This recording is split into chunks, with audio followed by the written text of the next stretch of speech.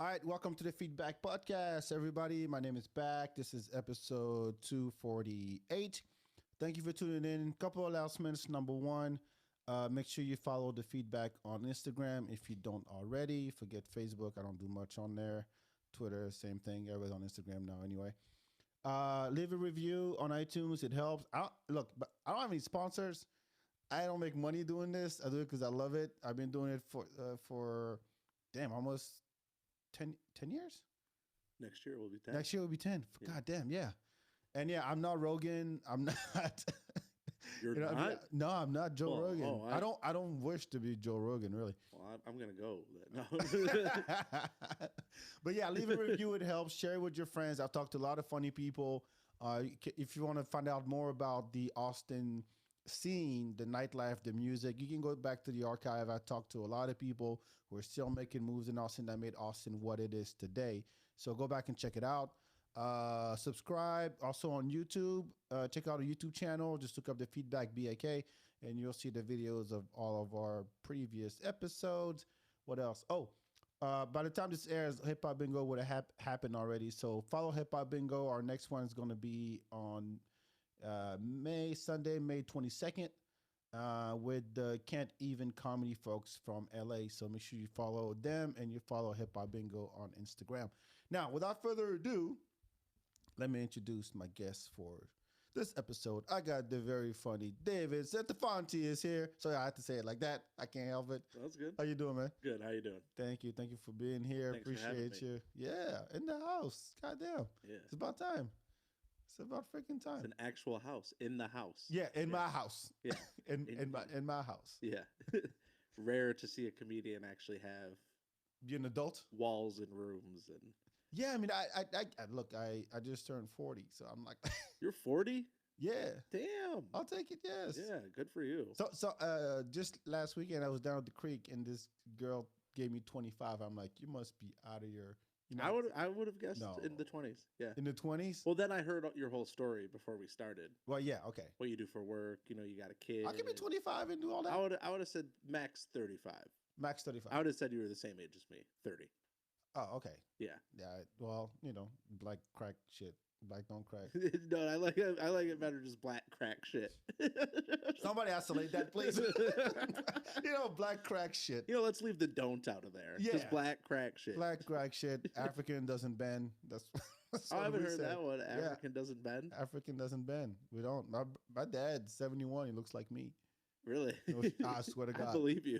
Yes, my mom got good skin too, but we'll be okay. Put it that way. Yeah. What would be a good one for like whites do crack? What's White's crack. Hold on. What? As in, like the skin gets all fucked up. white like crack? White prune. Right? They prune. Their skin gets all messed up by the time they hit. It's already happening. I look like a pear that's been sitting. You have the on shape already. counter. You have the shape down. Ha ha ha ha. Fucking jokes. I mean, we're talking here. You just said it. You admitted it. You're Yeah. like a pear. Mm-hmm. Just own it. Bro, I've gotten it my whole goddamn life. I had a friend Mhm. in high school, and she had pears, pictures of pears. Like her mom was obsessed with pears all over their kitchen. So they had like sculptures of pears. And then one of my friends put a photo of me up in their kitchen, and it stayed in their kitchen for a very long time. So every time you visit, I would see myself. I was and nobody said anything. No, they always did. I was in the theme of the pears. Did you have a nickname? No. It was just David the Pear. nope. But you own it. Put it this way: you wear it well. Okay, thanks. No, this is not a backhanded compliment, because there's some people, and I know some, who are of the heavier set that don't know how to dress. Yeah, they don't. They don't. It's like they still wear size medium, Mm-hmm. and it's like, There's nothing worse than a fat man that doesn't know how to cover up his fat. oh, and women too. Women have it way harder than men. Yeah, they do. But like a man can wear a Hawaiian shirt and be done with it, True. or just like, Yeah. or I something. do all wish black, there was all more black. clothing for fat men. There is, Because isn't there? I get kind of tired of always wearing the button-up shirts or draping and stuff. Don't you have a whole section at Macy's foot tall. Is that the same? No, No, because it's still the same style. like same cut. Yeah, it's still the same style too. There's like nothing, like we never in terms of fashion for men, it's very stagnant. It's very like one dimensional. Unless you go to like foreign countries where they like if you go to Africa, men will wear, this. Oh yeah, the, like or the China. dashiki shit. Yeah, like stuff really that's like baggy, flowy. Yeah.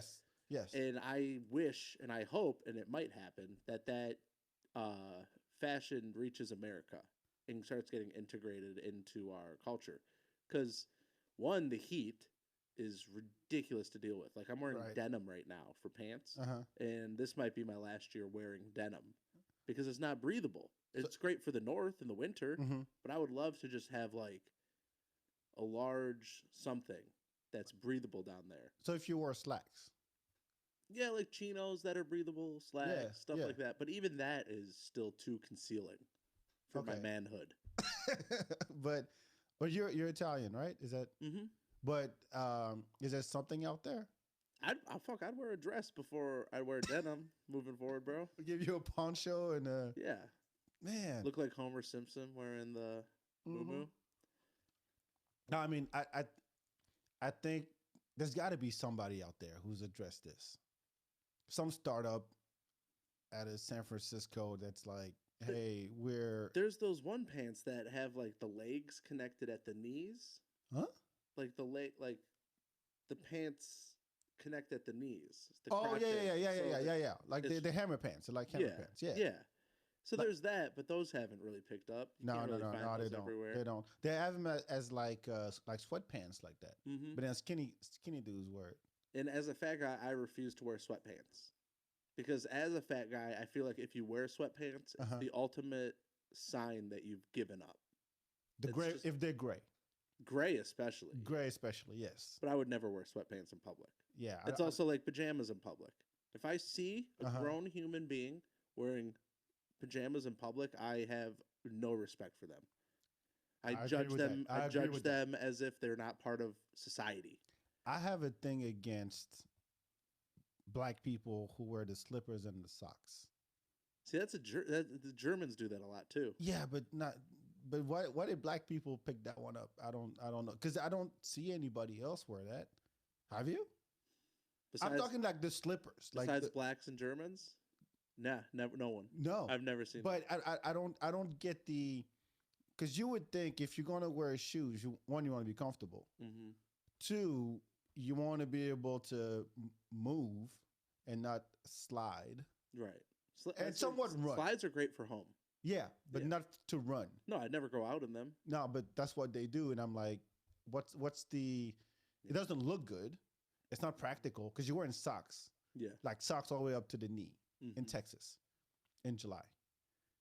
Well, I just learned yesterday by Yoni. We shot. Yeah, Yoni. Yeah. He told me to get wool socks for winter or summer here.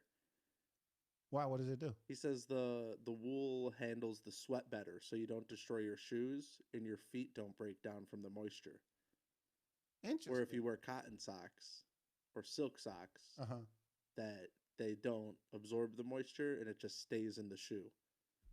That's how you get smelly shoes and cracked feet. I did not know that. And I had that issue last summer here. You tried it? My shoes got fucked. I know. Well, summer just started. Yeah. So you gonna try it? Yeah. I'm gonna get some wool socks. That's a move, man. I don't know. I trust him. He's been here for like 15 years. Yeah. Joni knows. Yeah. He told me shit about how I got to get air in my tires differently during the summer and winter here. He just knows random shit. Yeah. Texas different. Texas is different. There's a bunch of shit you got to do different. Where were you before? Michigan and California. Okay, Michigan where? Just north of Detroit. Okay, not that I would know, but is it like...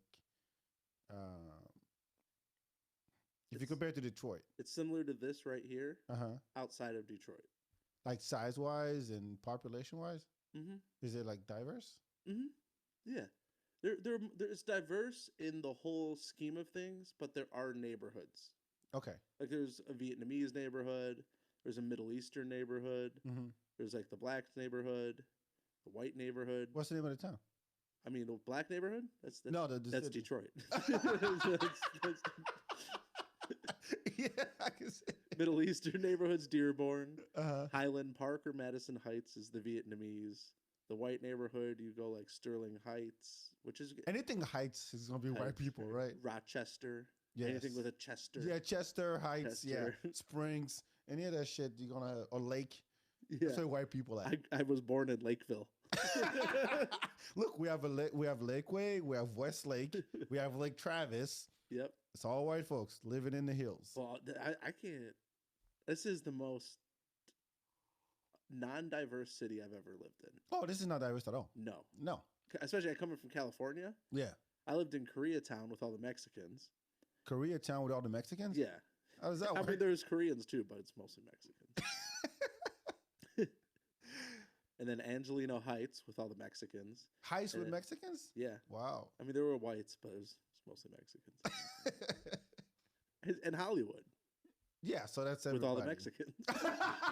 I would say the gay Mexicans. Yeah, the gay Mexicans. So yeah, there's some diversity in Hollywood. You know what? I've been in California once. I was 14, so I'd never been to California. I want to go though. I don't think I want to go to Michigan. I hope it falls into the ocean. Really? Because I moved out of there. Because the whole time I lived there, every day I was like, this might be my last day on Earth. The earthquake may hit. We'll slide into the ocean. I subscribe to that belief. And I always thought that if something horrible went wrong, I'm not getting out of Los Angeles. Just how it's built. You're not getting out. You're stuck. You're fucked. And it didn't happen. And you're like, fuck. When I moved away, I kind of wanted it to happen. Because then I could be like, yeah, I saw that shit coming. And I got the fuck out of there. Please tell me you have an ex-girlfriend there. You're like, oh, I wish that bitch would go away too. More than one. Yeah. Yeah. But why do you, is that a upgrade then going to Michigan from California? Oh, no, I went Michigan, California, Austin. Oh, got it. Yeah. So you're one of them. I'm one of them. I don't care. I really don't give a fuck, honestly. It's like, yeah, come on in. Who cares?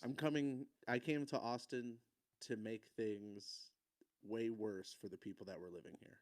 Great. I came here to bring my ideologies and to have them adjust to them. Stand on the corner of Congress and 6th Street and yell that out loud. See what happens. No, I let them know. They know.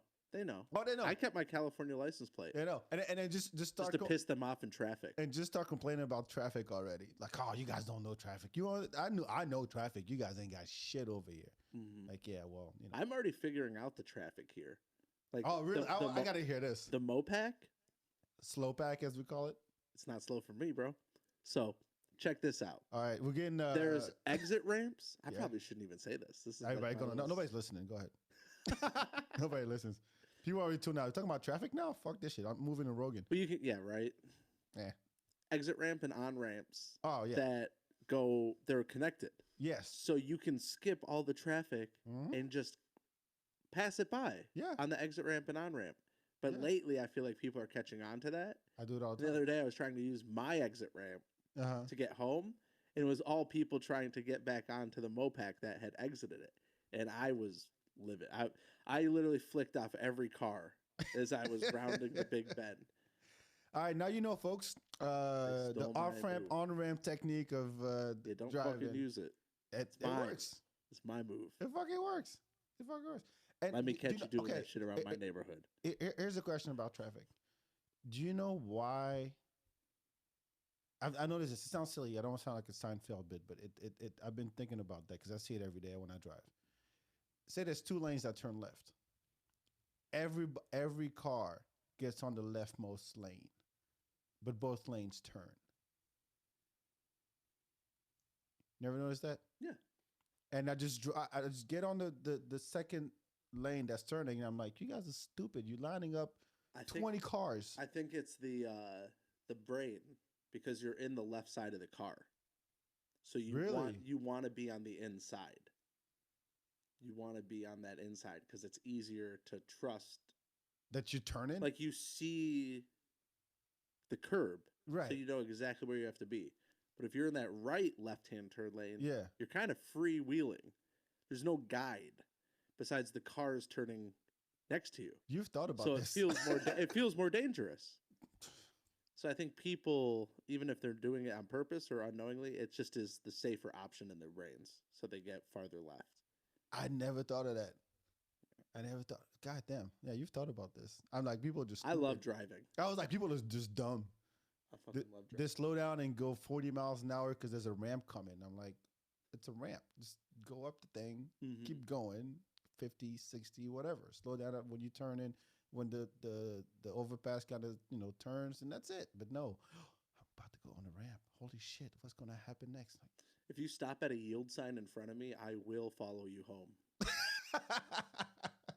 That is the last time you'll drive. Yo, look, I think everybody should. There should be an age, like every what? That they take your license away? Yeah, no, that you got to take the test again. Take the test again, because some people have no business being on the road anymore. Right. I really believe that, and I'm like, if you used, I don't care. Let's say you're moving from England, you're used to driving on the right, on the left, or whatever. I get that, but if you've been here, you've had your license since you were 16. And now you're confused by a stop sign or a blinking red light. Sorry, you got to go. I can't take this shit. Yeah, we don't have enough roadside murders. No, not enough. Yeah, we're gonna get there. Hopefully, watch Austin grow. It's gonna happen. It's gonna become California. You're gonna have to leave again. Yeah, that is Next up, I'll get priced out. Yeah, well, just like I did Los Angeles. Like next up, Florida. Oh crap. Yeah, right. You ever been? Mm-hmm. I haven't. What? If you lived in Michigan growing up, your winter's vacation was always in Florida. Oh, like as a family, you would just go to Florida. We would go to Orlando. Really? Mm-hmm. Like just go to Disney World? Yeah. Animal Kingdom. We went to Disney once on October of 2001. Uh-huh. I don't know if you remember 2001. Yeah. But September of 2001. Yeah, I do remember that. There was this big thing that happened. Yeah, that's and never forget, right?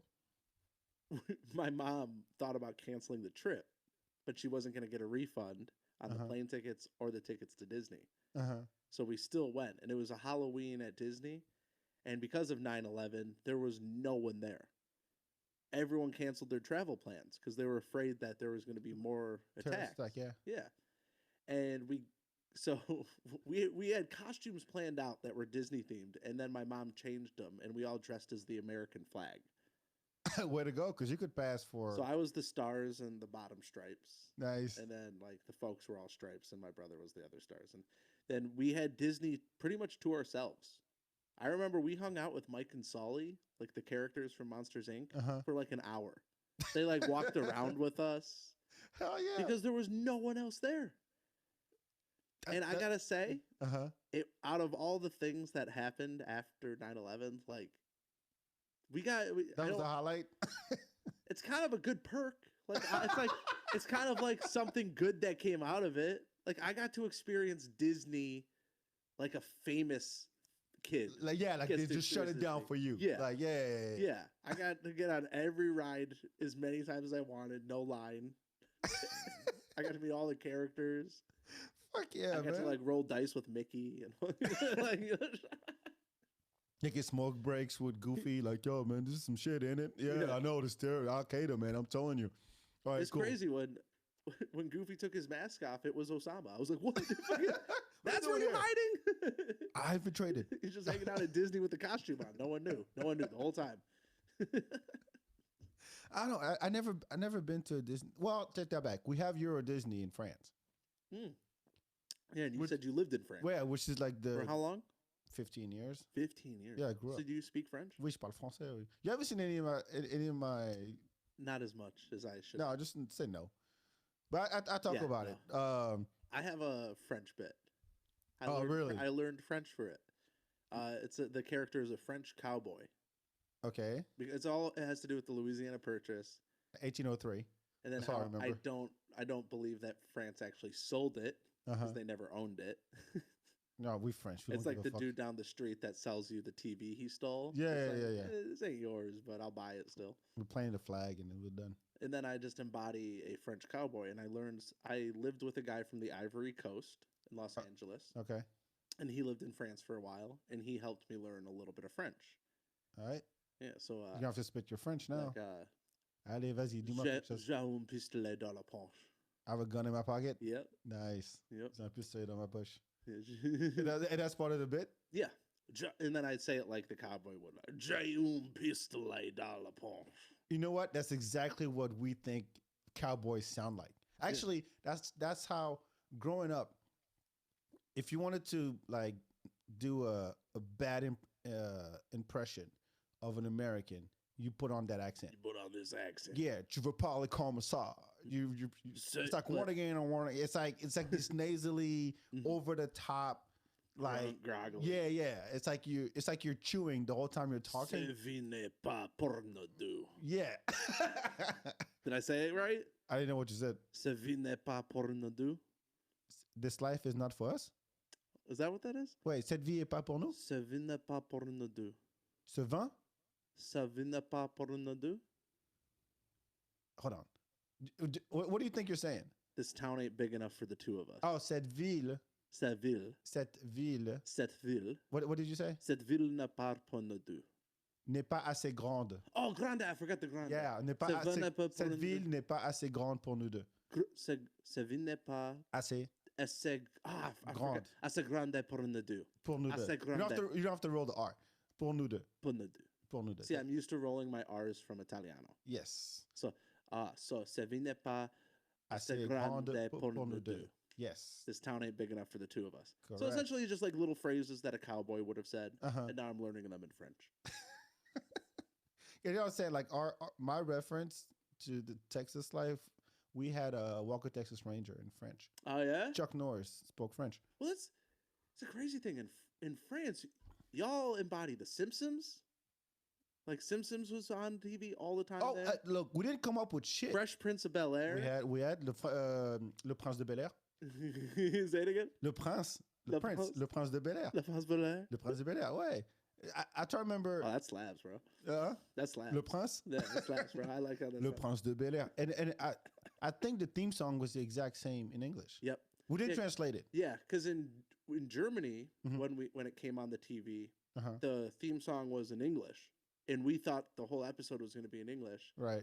And then it opens up, and Will Smith is walking in the house going 999. It's like, it's still in German, you know? So. Yeah, pretty much. But we had the French didn't really have like original TV shows, not that much. So all the shows that Americans had in the 70s, 80s, and 90s, we had in French. Okay. So we had Saved by the Bell, we had the A-Team, we had Starsky and Hutch. You know, we had and they would just get voice actors. Yeah, just dub. Just dub. Like there's one dude, his job was to do Eddie Murphy. Yeah. So he's the French Eddie Murphy voice in every Eddie Murphy movie. Oh shit. That's his he never had another gig. That's I don't know what it looks like. I know he's a black guy, but that was his job. Okay. And so they do all these we had them all. Like, so if I hired you to do my, like, if I did something in English and I wanted it to be marketed in France, could I hire you to voice over me? Yeah. In French? Yeah. That's amazing.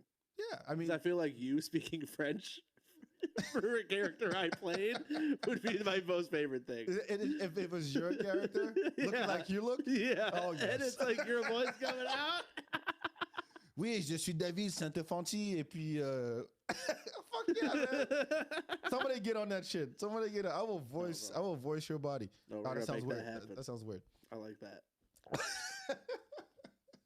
Because there's markets all over the world that you can't reach because you can't speak their language. Right. And it's the time now of like Mr. Beast says he does it now. Mr. Who? Mr. Beast. That young kid who. Oh, I haven't listened to his thing on Rogan. That's where I learned this. Is the Rogan interview? Is he hires people to do his voice in other countries? Italy, France, Germany. Wow. Spain. That's an enterprise. Holy shit! You gotta have a lot of money to do that. Yeah. Well, he's a beast. That's all I know. One of the biggest YouTube channels in the world. Really? He's the Rogan of YouTube. Bigger than Rogan, I would say. I never heard of him. I would say probably more adults know of Rogan than him. Yeah. But if you cut that like millennial down age group, more of them know of Mr. Beast. That's why I don't know. I'm not a millennial. Well, people are lump me in, but because I was born in '82, but no. When does millennials start? There's all kinds of theories. Yes, it's like if you're born in, I think it's 83 or 84, you're a millennial. Okay. But what does that make your gen? X? No, they came up with a new term called Xennial. Xennial? Which is like 79 to 83 or something like that. Xennial? Yeah, I think that's what it is. I don't like that. You can't just... No, I did not make it up. Yeah, Xennials. What was it called before that? Let's see, Xennial are micro generation people in the cusp of Generation X and Millennial. So it's people who remember, who were young, remember a time before the internet, like who remember analog and VCR and shit like that. And then the internet happened. They should just call you guys the analog generation. Yeah, but the one before us was also analog. We'll call them beta. The X. And then the generation with them will be called vinyl. I don't know why they came up with that, but it's like, what are the years? Okay, between 77 and 85. Okay, that's Xennial. Xennial. And then Millennial is after that, and whoever was born in the last 10 years, I don't know what you call them, but Millennial. It's the Millennial generation from 84 to 2000. It's what it should be called, like the Pokemon generation. Okay, and Gen Y is what they call it. And then I think anyone born after 2000 to 2009 should be the Bin Laden generation. And then after that, 2010 to present is the Obama generation. They actually have names. So Gen Z is 97 to 2012, and Gen Alpha is early 2010s to 2020s. I am not calling kids... They're the alpha generation. Alpha. They can go fuck them. Talking about my son, kid. Yeah, well, he's a beta. He's a beta in my eyes, bro. He never have to know shit. He never had to smack a TV to get the signal right. He doesn't know. Look, man, you don't know the struggle. He never forgot to shook a yoo-hoo and then got all that watery up top chocolate. Shook a what? Shook a yoo-hoo. You know the fuck is a yoo-hoo? Those drinks we used to have as kids? The chocolate. No, I remember I was a kid before you were a kid. What's the You don't remember yoo-hoos? No. Is it yogurt? No, it's like a chocolate beverage. It's kind of like chocolate milk, but way worse. I've no. You never had a yoo-hoo? No, I wasn't around. Well, this episode has been brought to you by yoo-hoo. Are they still around? I don't know. I haven't had one since I was a kid. Yoo-hoo. You know, there's some things you grow up from. Yeah, but I mean... Bug juice. You ever give bug juice to your kid? Bug juice? Bug juice. No. It's this sugary drink that people in the Midwest give their kids so they get diabetes. Oh, you want to give your kid diabetes? Oh, unknowingly. Oh, yeah. Of course. Because the kid won't stop screaming unless you give him the bug juice. Oh, okay. This is Yoo-hoo. In the can. Yoo-hoo chocolate drink. Struck by sweetness. And then they get that ring of sugar around their lips. Man, that's where this country will sell anything. Mm-hmm. I swear to God. It's interesting, though. Sorry, we didn't all grow up in France and get look, macaroons and cappuccino. Hey, look, man, I'll brag any day. So I've been to Paris twice. We talked about that earlier. Yeah. It's amazing. What'd you do? A vacation or? The first time was for senior year. We went as 3 friends.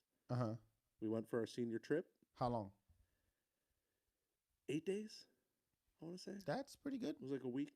That's pretty good. So how old were you? I turned 18. You turned 18 there? I turned 18 on Easter Day outside of Notre Dame. Nice, fancy. 2009. Now, how did you do Paris? So my friend's mom worked for Delta. Okay. And she got us tickets for like round trip $170. Okay. And then she used all her Marriott points to get us in a courtyard for free. Mm-hmm. So the trip was like dirt cheap. Yeah. And then she had been to Paris multiple times, so she essentially was our tour guide. We did like Museum d'Orsay, Notre Dame, a bunch of pizza places. Went and saw the Thinker. Mm-hmm. I forgot the gardens. We canceled going to Versailles, which I regret. That's where I grew up right outside of Versailles. I regret that. Versailles is the shit. I wish we would have went, but my friends didn't want to drive. They didn't want to sit on the train. It's like an hour. Yeah. It's not that bad. No, it's not even an hour. It's not that bad. Yeah, they didn't want to do it though, so we didn't go. And then the second time I went to Paris was with my ex. She was studying abroad in Nice. Okay.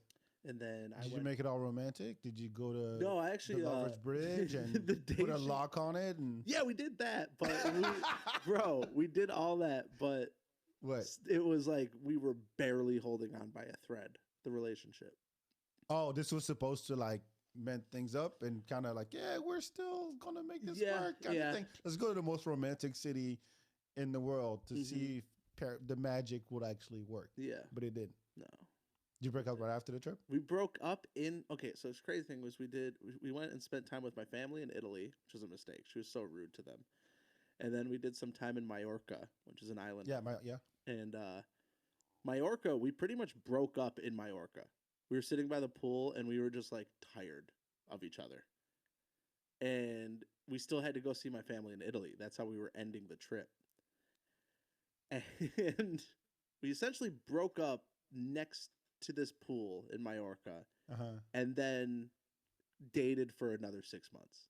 But was it like a mutual realization? Yeah, like an epiphany? Like, yeah, we both were just like, this isn't gonna work. Kind of like the most adult relationship or conversation I had at that point in my life. And then we still continued to stay together, like we never had that conversation. But you didn't. So how did you? So the first day she left for Paris. She arrived in Paris and called me that night, and she asked me if I missed her. She's like, "Do you miss me?" And I had just seen her that morning. I drove her to the airport with her parents. And I was honest. I said, "No." I just saw you. Yeah, it's a trick question. She broke down. Really? She broke down. She started crying. Hung up on me, would call me back, weeping. What does this mean about us? And I remember like talking to my mom. I was like, I don't know what's going on. And my mom was like, just lie and say you miss her. And I was like, it's too late for that. Question. It's like, I just saw you that morning. There hasn't been enough time to miss you. You can't apply logic, man. It doesn't work. So then be gone for 3 weeks. Then I'll miss you maybe. Every conversation we had, the whole 6 weeks she was gone, was just pretty much effort. Unfounded effort. And I was having a good time without her there. So I was like starting to realize where were you? America. Oh, okay. I was still here. Done already. I was living life. I was working. I was nothing changed for me except she was now gone. You didn't miss the bitch. You're like, I did, but also I was just like. But you had that conversation. Yeah, and it by the pool, and she forgot. She's like, no, we both forgot. We both. It's the craziest thing too, because when we finally did break up, it was like, whoa, yeah. Why did we try to make this last any longer than it? How about you get a trip out of it? You got to go to Paris. That was the most expensive breakup I've ever had. No shit, but still. Like you did all the tourist shit. Did you just explore, like try to get lost? Or? Well, going the second time, yeah, we got lost a couple of times. It's crazy. It's like to actually feel afraid in Paris. Yeah, like nervous. Like when I arrived there, I got to the airport and I had no idea where the fuck I was going. It's big. It was. I don't usually admit this to people, but there was a point in Charles de Gaulle Airport where I was trying to find the train, and I had asked maybe 10 people for help, and none of them spoke English. Where I like walked into a bathroom stall and just cried for a second because I felt like I wasn't. I felt lost. I felt scared. I didn't know how to get to where they were. Right. I didn't know what to do, and it was just like as like an animal, like just like fucking totally out of my element. So that was the first time in my like adult life where I was like really like, oh wow, like where you grow up is just catered for you because it's comfort. And I had been pulled completely out of that, like looking at a sign and not being able to comprehend the letters on it is frightening. So I can't imagine what it's like for immigrants to come to America and then it's just like, hey, good luck. Yeah. Figure it out. Try going to Amsterdam or one of those Eastern European countries and you look, or like somewhere in Scandinavia and look at a street name and it has like 25 letters and only like 2 vowels. Try to pronounce it. Like I'm stuck on, I don't know how to pronounce this shit. Yeah, right? It's nuts. But like when I go to France, I'm surprised nobody spoke English because when I go to France, I speak English. Well, that's the crazy thing is either maybe they just didn't want to help or what. But finally, this old man that was the janitor was like sweeping, and he saw me distressed, and he just comes up to me and points at a sign and a train. Doesn't say anything to me, just points. And I was like, okay. And I got on that train.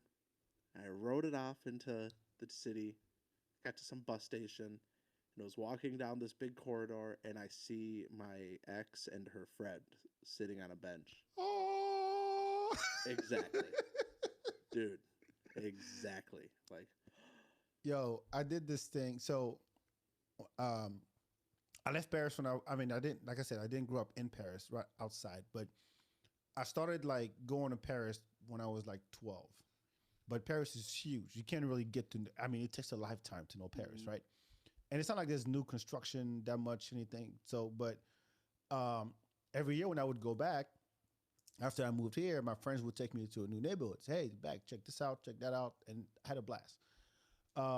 And I was staying downtown Paris. And what I would do, since I didn't have Wi-Fi on my phone, I would take a picture of the neighborhood I wanted to go to. And then take the subway. I know how to ride the subway. And then get out and like, okay, this is where I'm going. And I was looking for the movie theater at Leal, which is right dead in the center of Paris. And there was some construction going on. And I got out and I asked people in French, hey, je cherche le cinéma. I'm looking for the movie theater, where nobody would answer me in French. Because they looked at me like, motherfucker, you're supposed to know this. Because there's plenty of black people around. Like, come on, you look like you're from here. You should know this. And then nobody would tell me. Then I see one of those like information booths for tourists. And I go in there and I put on that accent you did earlier. Like, bonjour, je cherche. Actually, no, I did it in English. I put on my strongest, like, American. Because you didn't want to be judged by your. Yeah, so I'm like, hey guys, I'm in town for a convention, and I'm looking for the movie theater. And the guy was like, oh yes, of course. So you go downstairs, take a left, and it was in the mall, the underground mall. I go, I saw, I think it was like Lord of the Rings, one of those movies, 3 hours, whatever. Get out, and I'm looking for my exit in the mall, and there's arrows that goes, okay, if you want to get out this way, follow this, and then there's a subway station right outside when you get out the mall. I keep walking and walking and walking. All of a sudden, there's nobody behind me, and I get to the exit, and it's closed off. They closed the mall on me. I'm stuck inside the mall as a black man in Paris. And I'm walking around, I'm trying to go back, but it's shut down. Like, I'm literally stuck.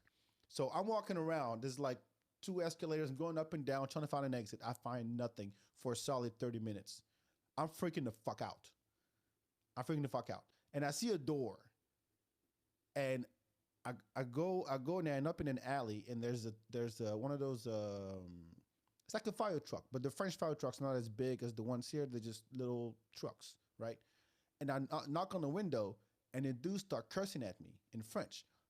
So if I translate, it's like, you motherfucker, what the hell you doing here? You're not supposed to be here, blah, blah, blah. And I'm like, I'm sorry, sir. I'm looking for the exit. And he goes, oh, just go open this door and ask over there. I go back in. There's another door I open. I end up, and I kid you not, it's the control center for the entire mall with all the TVs, the security. I'm talking about there's 7 cops in there. And I open the door. And they all turn around, stare at me, and go, what the fuck are you doing here? In French. And I'm like, I'm just looking for the exit, man. I'm trying to get out of here. And they go, oh, just go this way, take this door on the other side of the room, go, you see a door, go downstairs, and you end up in the subway. If I'd spoken French once. Yeah, you think they would have? Oh, they would have booked my ass. Really? Fuck yeah, this is France we're talking about. Wow, but the stupid American gets away with it. Yeah, no, the black American, the stupid American would have been fine too, but the black American, because everywhere I went, I put on this accent. I would get into clubs. I would go to the bar and ask for a drink. I put on this American, to be like, and I was like, I'm from, where you from? I'm from Texas, man. And they go, oh, you from Texas? Texas? Oh yeah, Texas. And I would like, Yeah, I know Eddie Murphy. I was just those stupid names out, and they treated me just fine. But if I spoken French once, I swear to God, the whole jig would have been up. They would have booked me. Now, do you think as a black man in America that because you have an accent that you get treated better than American black people? Do you think that works both ways? Not necessarily. But over there, like there is the how can I put this? The allure of the black American. Because you think black American, you don't think the regular black folks over there. You're thinking like Diddy, P. Diddy, you're thinking Kevin Hart, you're thinking like superstars. Will Smith, yeah, Chris Rock. We're going to that. That's who you're thinking about. And you're thinking that, oh, they're just cool. Because everything black people do there makes it to France. Okay. Whether it's the fashion, the music, I mean, just like here, everything black people do makes it mainstream in America. But over there, they love this shit. So when they see me and I'm speaking and I pass for American with the strongest accent I can put on everywhere I went, I would go to the club without a girl. And you're supposed to have a girl with you to get in anywhere. And I would say, hey, man, I heard your place was popping. I'm trying to get in. What's up? Oh, sure. This way, blah, blah, blah. And on my way out, I speak French to him and I just leave. Wow. I swear to God, it worked every time. Damn. This makes me wild, like, thinking, like, what accent in America, which foreign accent in America is the most forgiven or appreciated? Oh, they would hate the French. The Americans hate French, so that wouldn't pass at all. They do and they don't. How so? It's definitely split. It's like if you say French, you think pussy. It's classist. No, I think there is a certain income level in America where they look at French as exquisite, like refined, like upper class, refined. Yeah, okay. Perfect word. Yes, refined. But not a black one.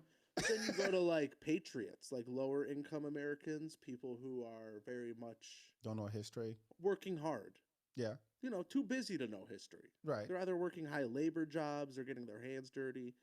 To them, they're still rooted in the idea that France didn't back us in the Iraq War. Or France lost every war. Have not forgotten that.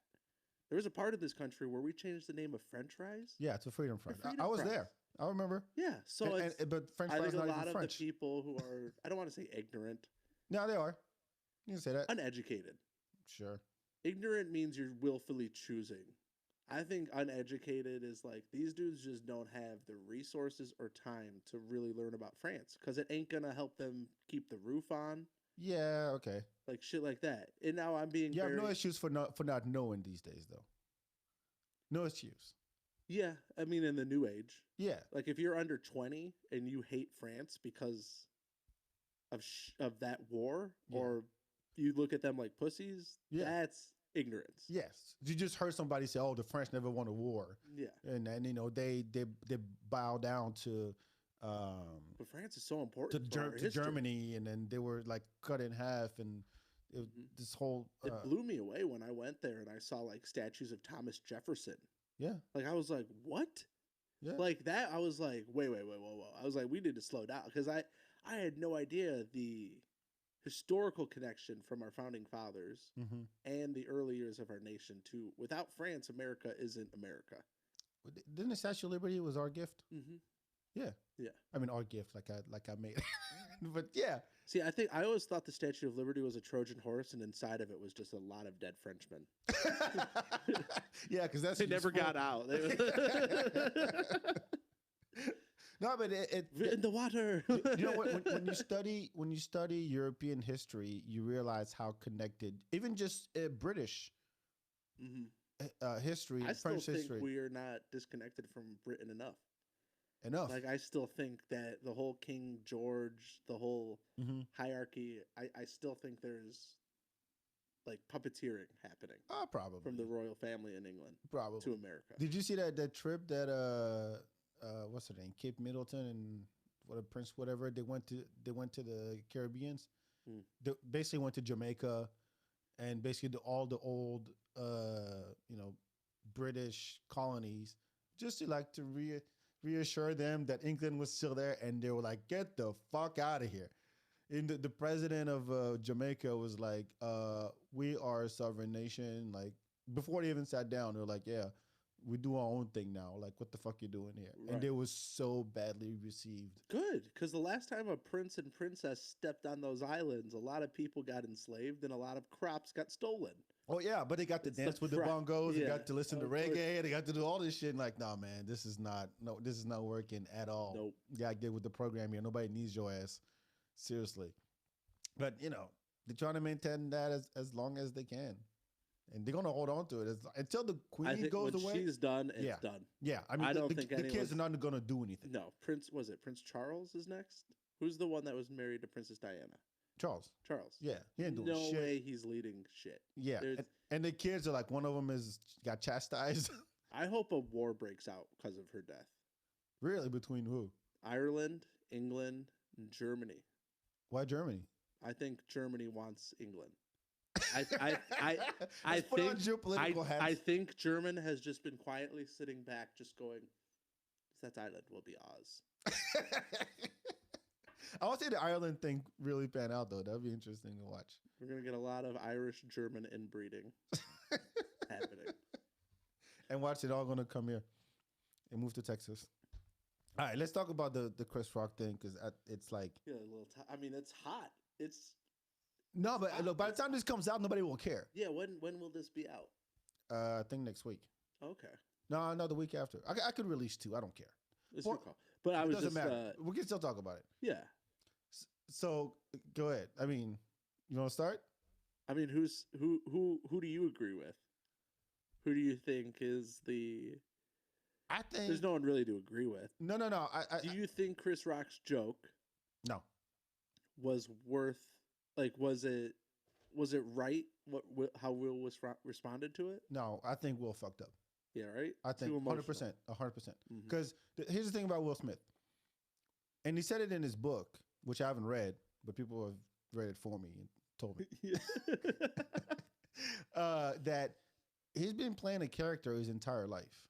The Will Smith character from Fresh Prince when he rapped to the Fresh Prince of Bel-Air, and then all the movies, he was like the safe black guy, right?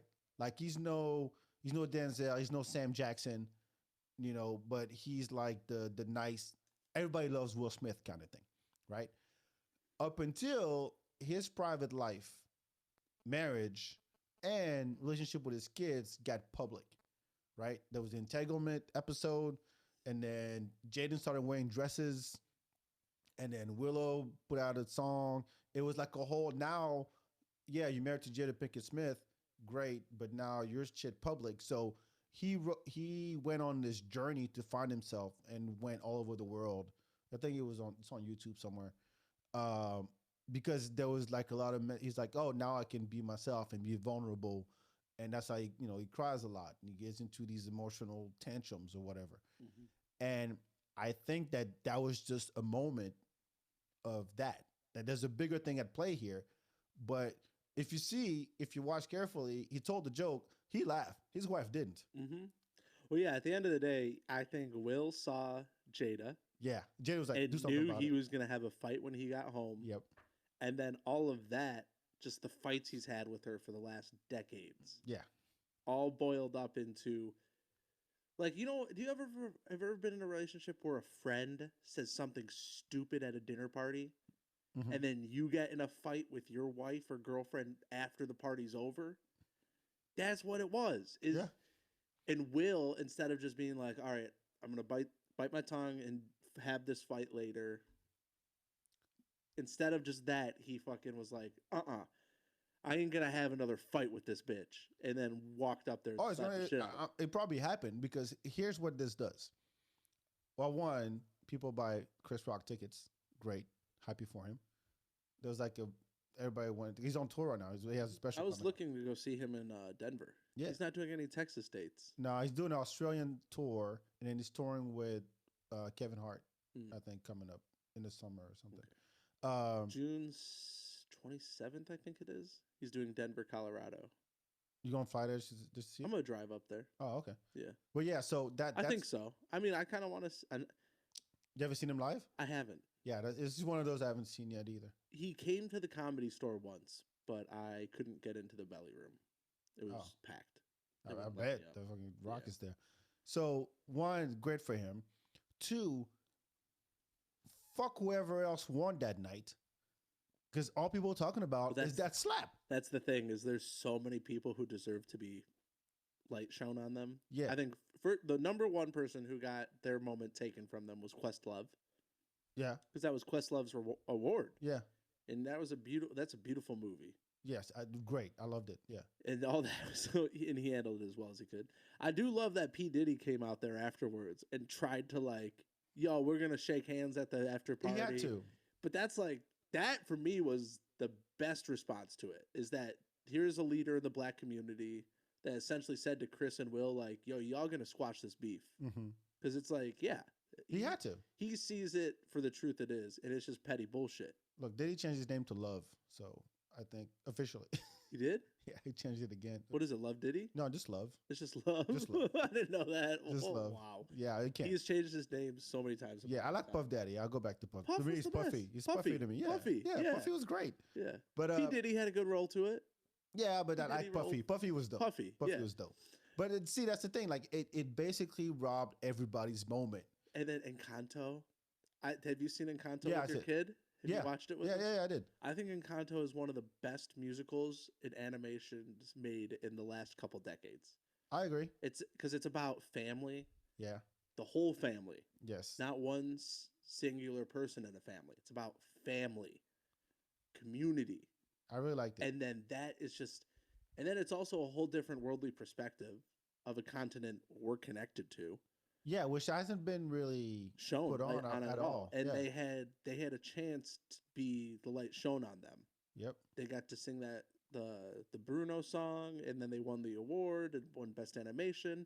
And I think if this didn't happen, they would be getting a lot of light shown on them and be like, how amazing are these Latin singers and actresses and actors who I thought they shone the brightest during the Oscars up until that point. Mm-hmm.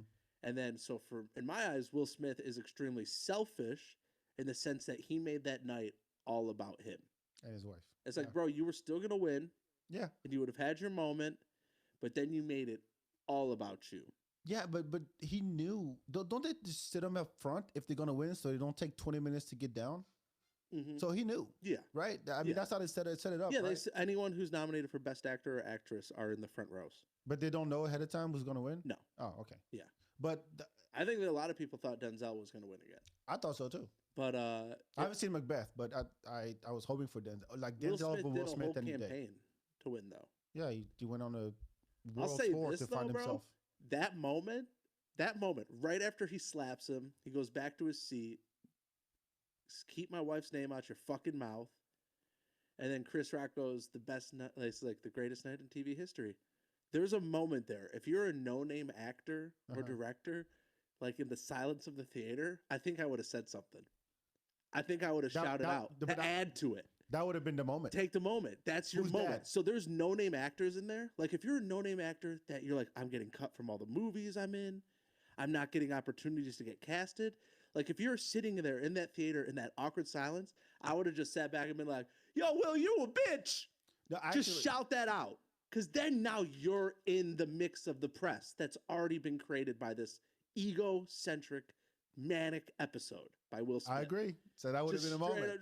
But see, this is like, who's an actor that's fading away? Dylan McDermott or something. Someone no one knows. Just be like, yo, Will, you a bitch. Do a fucking racist voice with it too. Yo, Will, you a bitch. And now everyone's like, who the fuck is that? From the balcony? Yeah. Damn. You didn't walk the red carpet, did you? Who the fuck is this? Yeah, who's the... You're wearing jeans. Who the fuck is this? That's the key grip from fucking Coda. The key grip from Coda is just like, yo, I'm acting like fools. Watch him get all the bookings next. Like, yeah, we gotta talk about him. Instagram. See, that's the thing. Like, I just rode the coattails of his bullshit. that's the game, though. Yeah, that's the game. No one jumped on it in there. No one. You didn't hear Jonah Hill say something. Like, you didn't shout out. He doesn't need it. But anyone who needed it could have said something. What was annoying, though? The annoying part for me was, well, one, it was obvious that was going to be the moment, right? And then you just go online and then you watch the jokes. Mm-hmm. Did you I hadn't contribute? used Twitter in months. Did you contribute? And I put like 10 tweets out that night. Really? That nobody else, because I kept seeing the same shit over and over and over again. I tried to be as unique as possible. All right, can you read something? Do you want me to read? No. Before you do, if you have in there, I got in one little fight and my mom got scared. I didn't. Okay, good. But I was with Tony Casillas. He tweeted that. He did it like one of the first people to do it. Oh, because we looked at everyone else who did it, and yeah. his timeline was the first, and he got shared properly by people. He got like over 1,000 good for shares Tony. on Facebook. Yeah, good for Tony. But that one's such an easy joke. You just had to be the first one to get to it. And everybody hates Chris was the other one. And then there was the Batman Robin slap, the meme from that, and then from there it turned into Dallas Cowboys making memes out of it, right? Yeah. But as far as like written jokes, yeah, that one was the first one. What'd you get? Let's see. My first one. Let's see. Okay. Nobody saw it because you haven't tweeted it in so long. Right. Exactly. I got. My first one I tweeted because was Will Smith should get the Oscar for playing Janet Jackson's nipple. Okay. Because I was like, it felt like that level to me. Yeah, like nobody knew who played that year. Talking about it. Yeah, nobody knew who played that year. Yeah, who the fuck played that? I don't know. There's just the nipple. I think Jake Delhomme lost with the Panthers that year. I don't fucking know. It's just a Timberlake and a nipple. That's and then right after the speech about how he was protecting everyone, I tweeted, "Where was Will Smith when Chris Rock needed someone to protect him from Will Smith?" Okay. And then Mel Gibson looks stable right now. Sorry. Okay. Then this one, I did a little meme. Me in the 90s slapped my TV. I think I seen that one. Maybe that was you. Maybe that was from you. I put it on Instagram, so you probably that's probably where I saw it. Because I had a shitty TV growing up. I used to have to smack to get the TV signal to work. You'd have to smack the side of it. Oh yeah. And the picture would get. You sound like a Xennial. An old man. There's this one I did. Paper beats rock. He had an open hand. I want to know who the guy who took that shot is. Right. Jada Pickett better make G.I. Jane movie now. I'd see that shit at midnight. Most of these got 1 to no likes. 1 to no likes. That's just Twitter. And then I just have 2 more. I think I did 3 more. Will Smith laughed at the joke. Jada. Oh, we talked about this earlier. Will Smith laughed at the joke. Jada gave him a look. Will realized the fight he'd have when he got home and took all that shit out on Chris's left cheek. I had one, but I didn't tweet it. I didn't post it either. It's like, you never seen a fish slap a zebra.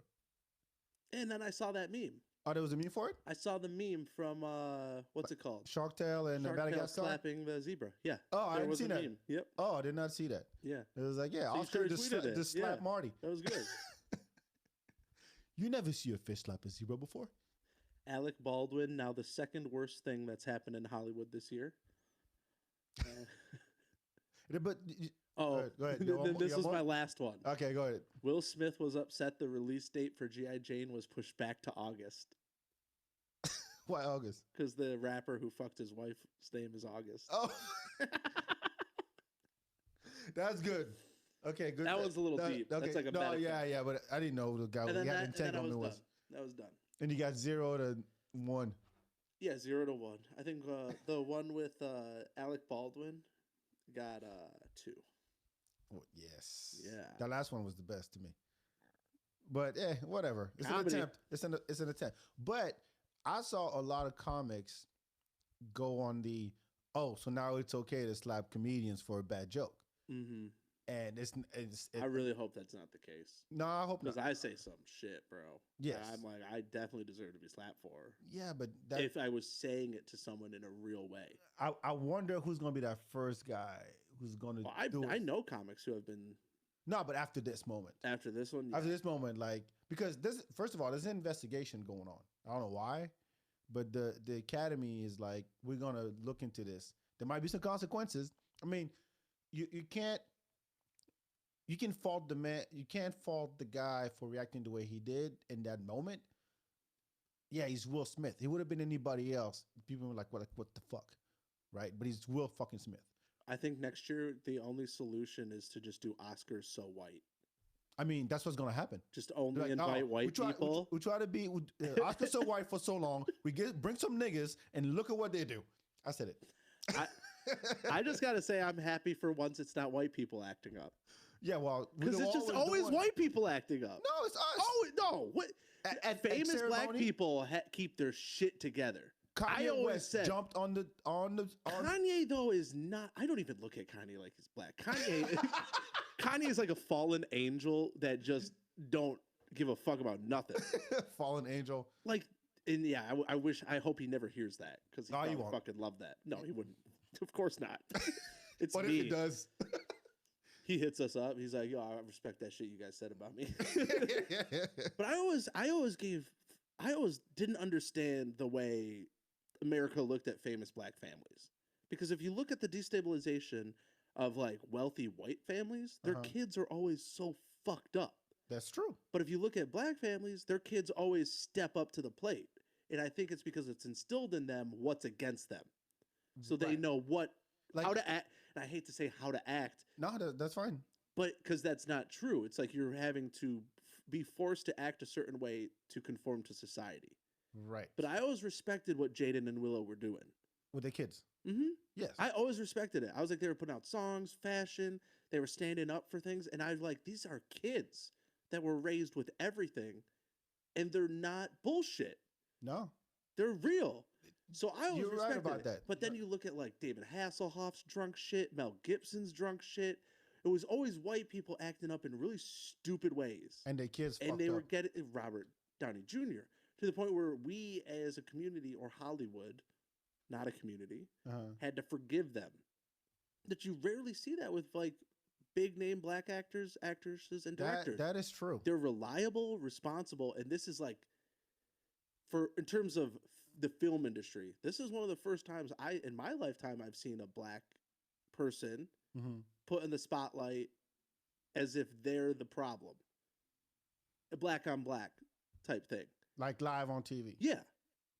Like Kanye took the mic from Taylor Swift, but that wasn't violent. It wasn't aggressive. Oh, you mean in terms of violence? What frustrates me is this just matches the dialogue of racist white people. Like, of course, this is how they act. When it's like, this is like one of the first times ever. Right. In history. And it's almost like acting is now becoming like gangster rap was in the 80s and 90s.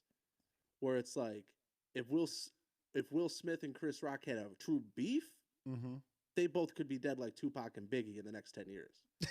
Well, but I think actors are too much of bitches to actually fall through with it. No, because they wear their there's way emotions too much on connect. the sleeve. Well, not just that, is that there's way, when you live you lived in California, but the industry is such that if you do stupid shit like that, word gets around quickly, and that can fuck up your career.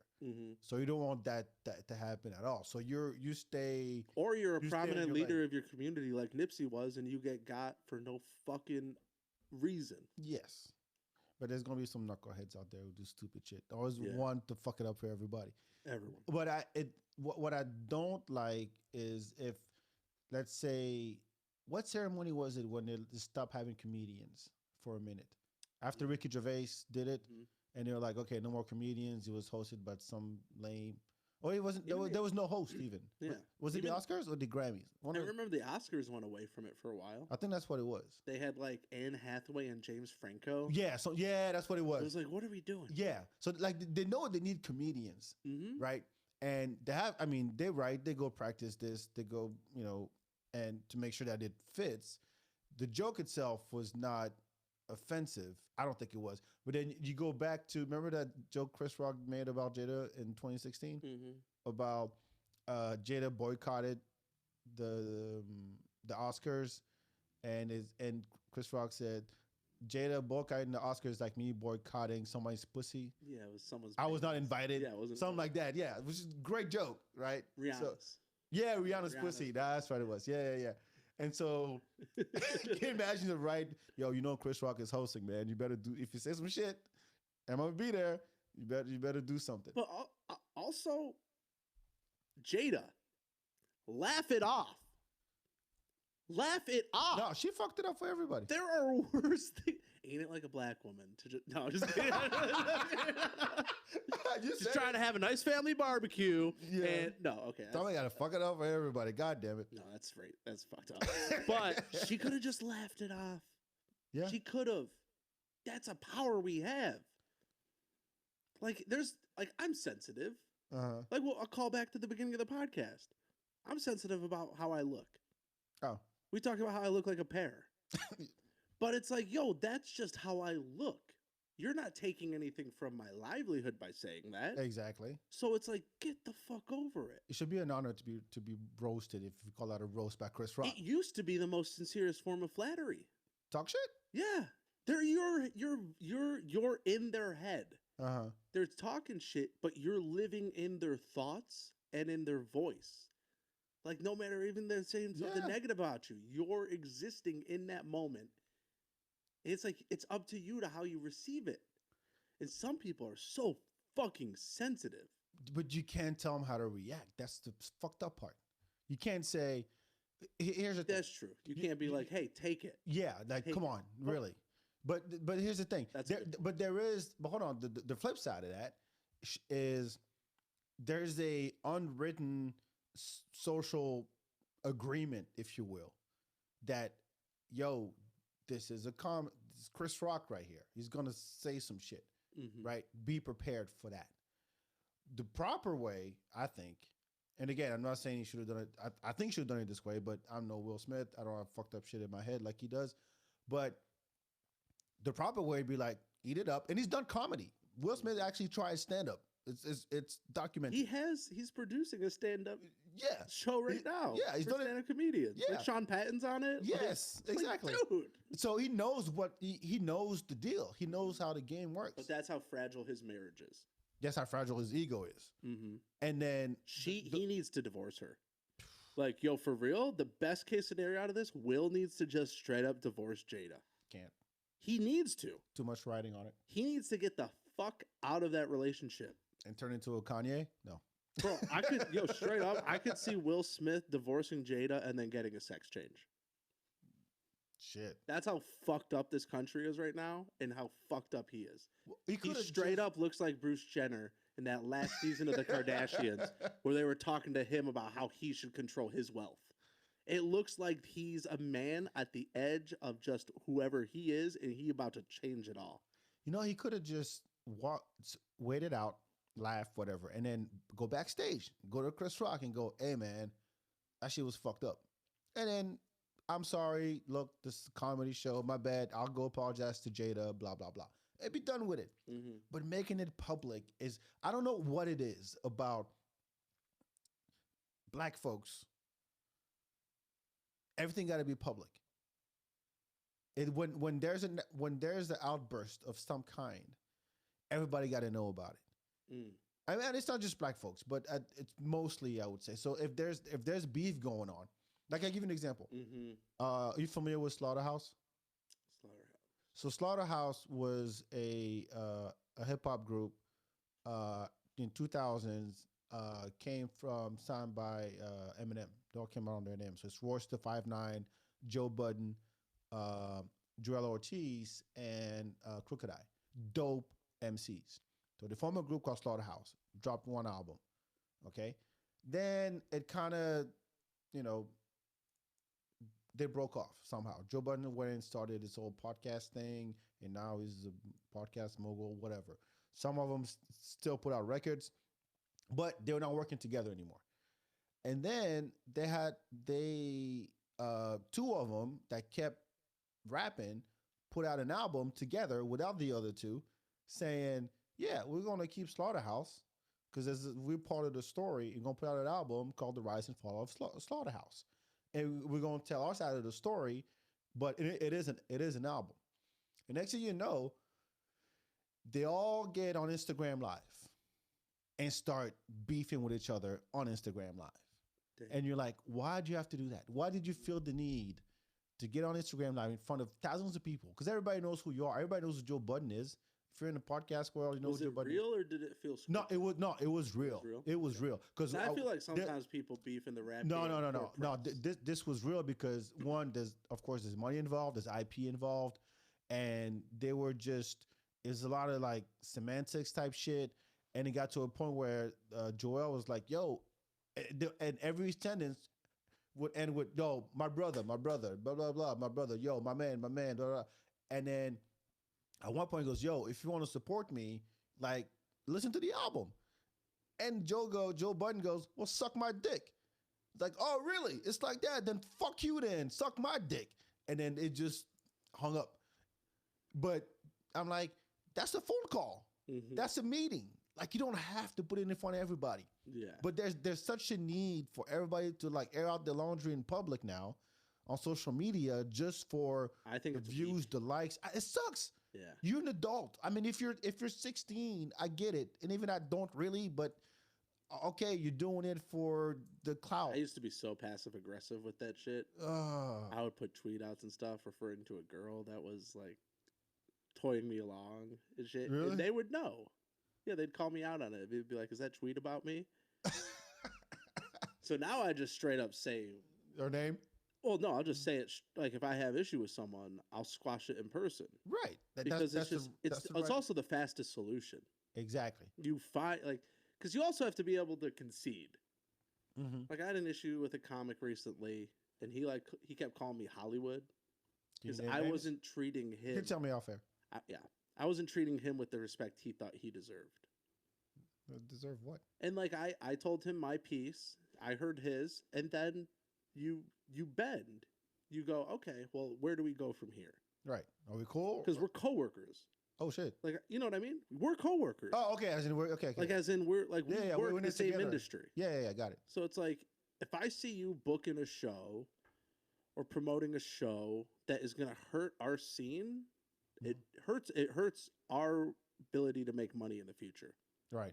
Because if someone sees a shitty show, they might not want to see another comedy show for a year, maybe ever. Right. Because you sold them a bad product. Mm-hmm. And I let people know. I'm like, yo, you doing us wrong as a community by booking that person. Like, I'll say it. I'll be like, they're not ready yet. And you're giving them stage time, and it hurts all of us. Shit. I'm not saying I deserve that booking, but you could have found someone else. And it's like, you just want to get your friend up. I get it. But, yo, this ain't an industry to just get all your friends up. Sometimes you have to be realistic. Like, I have one of my closest friends out here. I've never booked him. Because he just ain't ready yet. He's not ready to be. No, I mean that makes sense. Look, I applaud that. And it's maybe going to hurt me in the long run because you got to have a community. But I look at it like the whole industry of comedy. Like when I produce a show and build a lineup, it's for all of us. Mm-hmm. So I had a beef with this dude. And you squash it? How'd you squash it? We squashed it, and we're good. But it's just like, yo, you got to hear them out, and you got to say your piece, and then y'all have to find... Okay, well, yeah, where to go from here? Yeah. Yeah. You have to find that middle piece. But to do it online, to have that conversation public, it's detrimental. Because now you have all these other voices getting involved that don't know who the fuck you are or who they are, or the underlying blueprint to why it got here. And it's not just... It's the noise around it that, well, one that amplifies the issue. Mm-hmm. Even though, it's a simple, hey, what's up? Chris Rock has been silent, right? Chris Rock hasn't come out and said shit. No, he said he's not going to press charges. That's all he said. That's it. Yeah, I don't think he said anything else. But I think that's the absolute right move. Yeah, of course. I mean, look, he's getting ticket sales out of it. Address it on tour. Yeah. Make people pay. And he's going to make a bit out of it. Mm-hmm. I hope he does. I think the whole special should be about it. I think whatever he had planned for the hour. Bitch slap by the Fresh Prince. Yeah. Talk about how it's like to have the whole world talking about how you either deserve to be slapped or how what you said wasn't worth being slapped. Oh, man. Because there are a lot of people out there that think he came after a black woman with a disease and they think it was justified that he got hit. Yeah, I've seen that argument. It's a large community. I've seen that argument. I see more black people siding with Will Smith than with Chris. Really? Just on social media.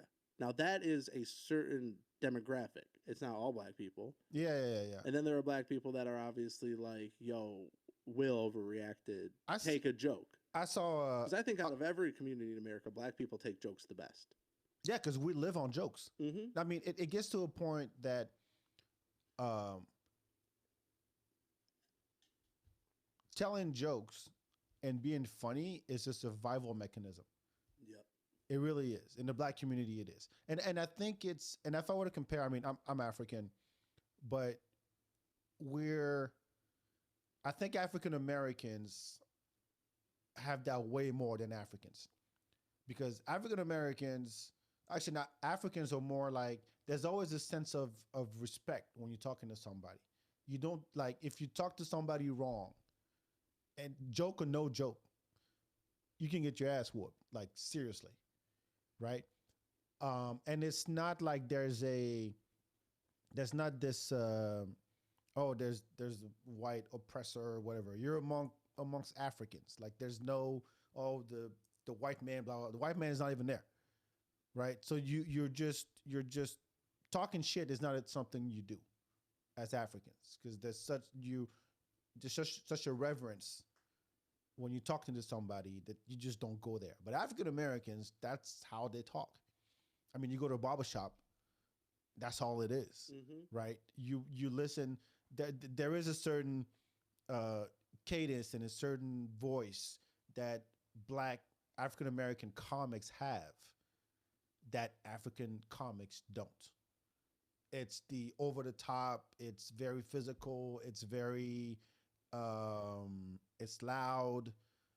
They could be. It's not about what they say. It's about how they say it. You know what I mean? Mm-hmm. But African comics don't have that as much. Yeah. Now that because yeah, and I've never really like looked closely under the lens, but yeah, I agree with you.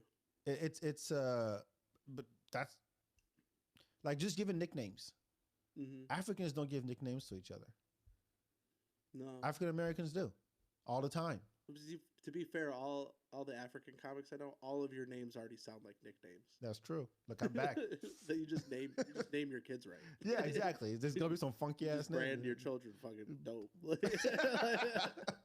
Pretty much. Do you know who Julian Shakuna is? Oh, he's a comic in LA. He's from Africa, and he's. Where is he from? Like, is it a French-speaking country or Bantu? What would Bantu be from? Bantu Boy is his podcast. Bantu is a region Zimbabwe? in Africa. Yeah. I have to Google it. Now don't worry about that. No, we don't have to get sidetracked on that. But he is an African comic, and that was my, like, comparatively to the LA Black comics, he was very yeah, there was none of that boisterous painting of the words and sounds with volume. Yep. No. Talking shit. We don't do that. No. And you know what's funny is that, like, when people see me on stage, they expect that. They expect me to be them bitches, blah blah blah, and black people, white people type. I'm like, I'm African. I don't do that kind of shit. But whatever. Just gotta eat up and power through, I guess. Let's see. Well, yeah, when I get up there, they see a big Italian guy. I don't know. You can pass some Middle Eastern too. Yeah, it's the new haircut. I got Middle Eastern yesterday. Yeah, I mean the chain, the shirt. You can pass for that. See, and it's weird. Like, I feel like I look like the villain in every movie. And I'm I'm a sensitive, soft guy. And you have a cat, like a fluffy cat. You have a fluffy cat. Oh, you do? I have 2 cats. Yeah. Oh shit! I didn't know. Yeah. The villain with the cat, with the very fluffy cat. Like, I have a bit of. We need to take care of him. How the cat is actually the leader of the mob. Nice. But my reference to evil cats is remember Inspector Gadget? Maybe is that before your time? The cartoon or the movie? The cartoon, Dr. Claw. Yeah. He had the cat. Yeah. Like, always like, next time, Gadget. That's right. Yeah, that was my shit. Anyway, this is sidetrack. Anyway, you have so we do this thing at the end of the podcast called Dope Shit. Okay. Where you plug something you think is dope. Could be a show, a YouTube channel, a book, that's movie. That's not connected to you. Yes. Okay. It can't be about you. Okay. Can you think of something? I can go first. Yeah, you go. Let me think for a sec. Who I think deserves a plug. So there's a French show on Netflix called Stand Ups. It's about the stand-up world in France. It's actually interesting. I mean, I watched it in French, of course, but um, I was I was curious about how the French scene is different from here, as far as like open mics and you got to get butts and seats, and there's people who come in and watch you and then book you and all. I didn't know how at all how it was in France, but it's interesting because they take the archetype of there's the black woman, and they're all immigrants, by the way. None of them is white. They're all immigrants, so it's very diverse. There's a Chinese guy, an Arab guy, and a black girl. And one of them Sounds like my family. No, for real. My grandmother was married twice. Asian. Once to a Chinese man, and then to my grandfather. So I have half Chinese cousins, Chinese uncles. And then my dad remarried to a black woman, so I have a half black sister. Hell and I yeah. have stepbrothers that are black. Oh, they're here? No, they're all back in Michigan. Oh, okay. Or tell them to come here and bring some diversity to this fucking city. Most of them have passed away. Oh, I'm sorry. Street violence, bro. Yeah. Shit sucks. But yeah, Love your neighbors. There's fuck the dude. Drugs, fuck guns. Fuck money. Love your community. Yes. So there's the dude who got gets in his own way, the comic who gets in his own way because he's a drug addict. He feels like he's a has-been. He hasn't been on stage in years, but he has like that one special that he had a long time ago that everybody loves, but he's just washed up now. There's the comedy student, like he's the kid who lives with his dad. His dad's broke, so he supports his dad, but he loves the game and he has to make money. So his dad's like, you got to find a job. And he's like, yeah, but I love comedy. I can't take that job because I'll be at night. But yet he listens to his own sets. And then he just like take notes everywhere he goes. Then there's the black girl who's married with a kid and who makes jokes. Part of her bits are about her husband. And then it's about their relationship, how he's like, yeah, why are you telling people about you putting a finger in my ass type of shit. So it's very interesting. Watch it dubbed if you want, or watch it in the French subtitled if you want to learn some French. But I thought it was interesting, and all that under the French, I would say, umbrella because they're all immigrants, right? So they're dealing with all the other because France is racist. I'll just say it. So it's under all of that. Put that in context. And it's in Paris and everything. I only watched one episode. I was like, holy shit, this is dope. So it's called Stand Ups on Netflix. You can watch it, borrow somebody else's account and watch it. It's actually pretty cool. So that's my dope shit. That's dope. Yeah. I'm going to check that out. Yeah. That sounds cool. Do you have one? Wow, this is... What's your favorite Pornhub category? My favorite Pornhub category? I don't know. It's something dope. Racist. Interracial racist. It's where a white chick's blindfolded and then she takes the blindfold out and it's a black guy and she's like, no. Yeah, put that nigga dick in me, that kind of shit. No. I have seen that porn before. Yeah. I couldn't stop laughing. It was the funniest shit ever. I was like, what? In what world? Let me shout out. Wow, this is big. This is big. I'm going to give someone free press. Nobody listens. I don't know why you care. Really? You don't get... No, I do, but it's just some like a book or a movie you watched recently that you liked. Like, yeah, you gotta check this out. A YouTube channel, a TV series. Nothing. You know, a restaurant. I want to shout out touring musicals. What?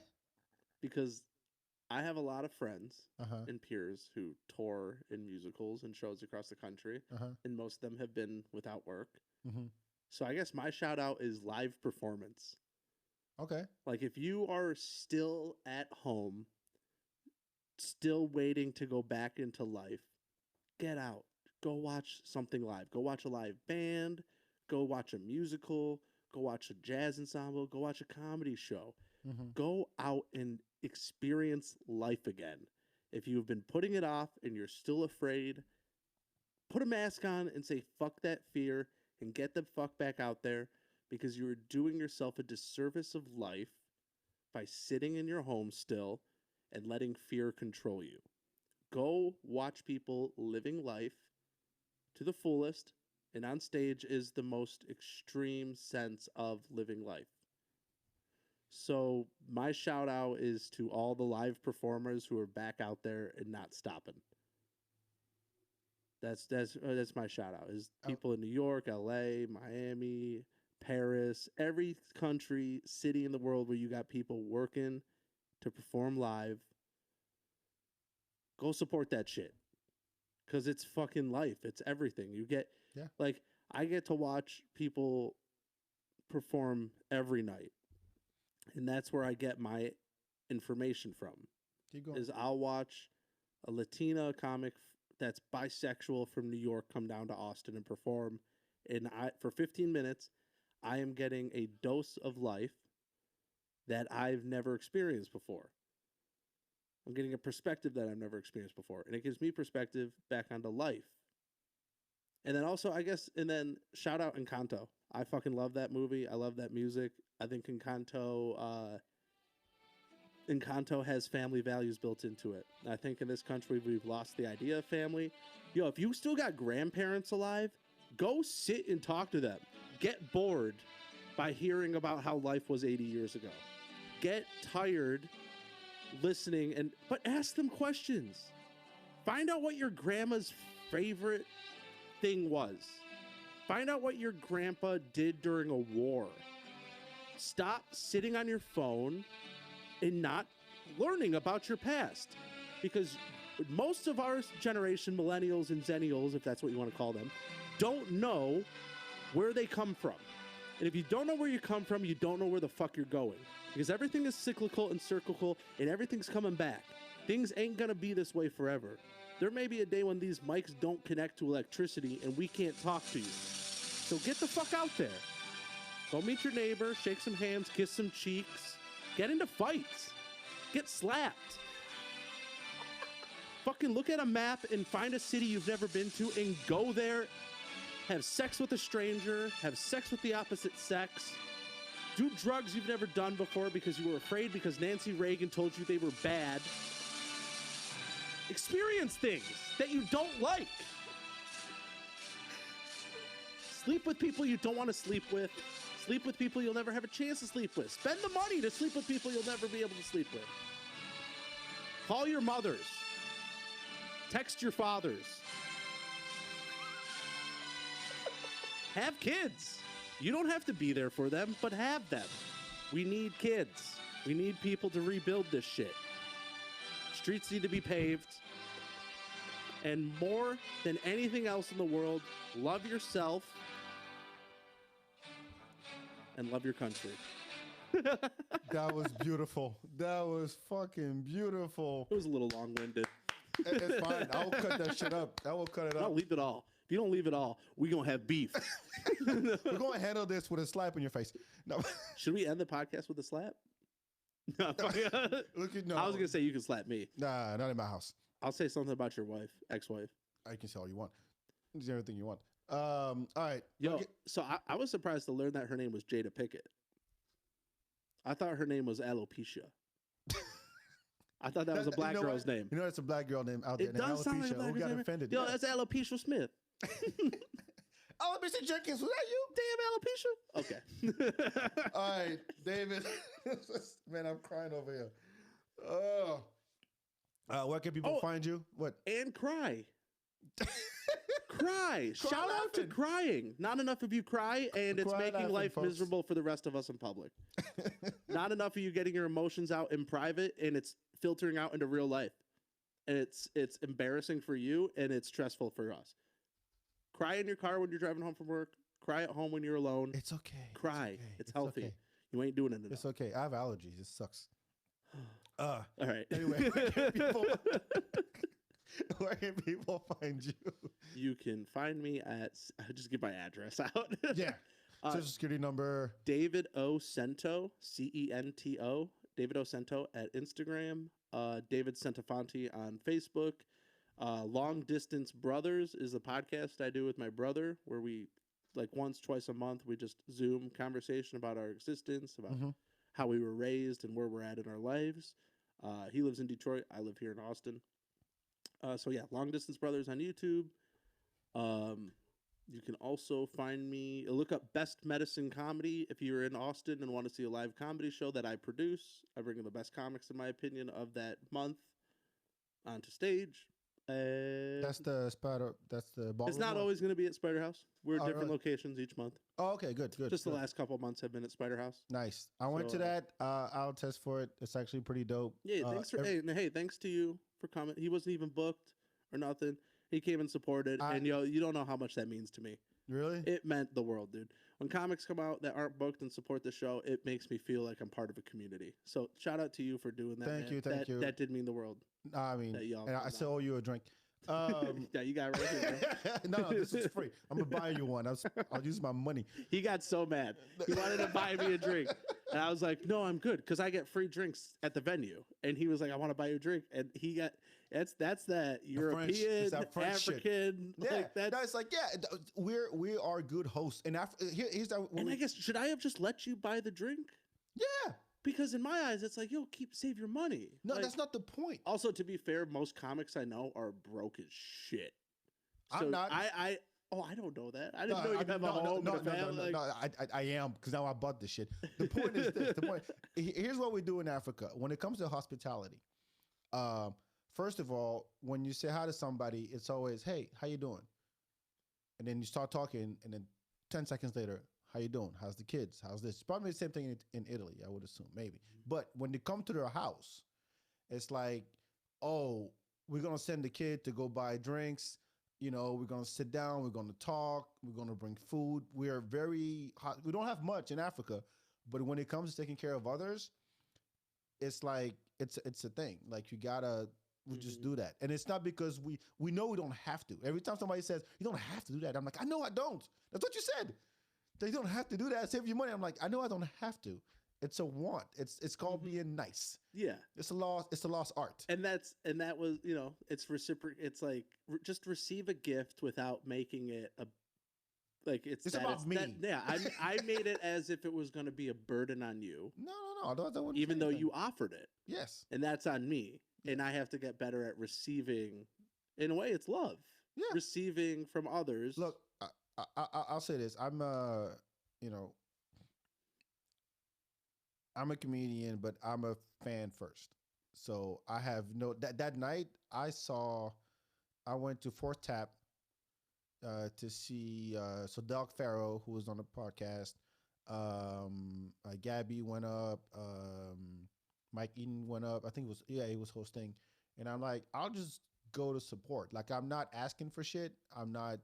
I just go because one, it inspires me more when I see good comedians on stage. Open mics, like, but when it's an actual show, and I'm like, oh, I know whoever's booking got taste, and the people on the lineup, like, oh yeah, this is a dope lineup. So I'll go check it out. I'm not asking for anything. I'm just like, it inspires me when I see people on stage, whether it's you or it's like a professional comic. That's just how I am because I'm a fan first. So I love doing that. I don't mind when I have the time. But yeah, it was dope. I gotta say, it was dope. Thank you. It was an interesting lineup. I didn't see you. Well, we can talk offline if you have something to say about that. It was fun. Anyway, make sure you follow the FeedBak everywhere on social media. As I said earlier in the show, if you've gotten to this point after this man's graduation speech here. Yeah, if you're still sticking around. We got plenty coming up. Follow Hip Hop Bingo on Instagram. Follow the FeedBak. Leave a rating, review on iTunes, whatever. But support. I do this because I love it, because I care about people. I want to talk to people. I want to get to know people. My speech is way shorter than David's, but you get the gist of it. I've been doing it long enough. Now, do not play the song. All right, folks. We'll talk to you next time. Ciao, ciao.